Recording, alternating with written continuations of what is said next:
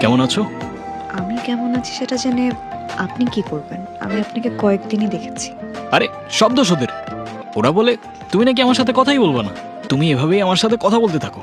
তাই ওরা ভাববে আমাদের মধ্যে অনেক কথা হচ্ছে। আমাদের মধ্যে অনেক কথা কেন হবে? থ্যাংক ইউ থ্যাংক ইউ কেন?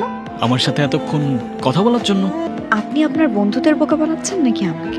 আচ্ছা, তোমার আমাকে বিশ্বাস না হলে তুমি এক কাজ করো, তুমি না হয় তোমার নাম্বার দিও না, কিছু একটা লিখে রং নাম্বার দিয়ে দাও, তাহলেই তো হলো। এখন যখন আমাদের বন্ধুত্ব হয়েই গেল, তাহলে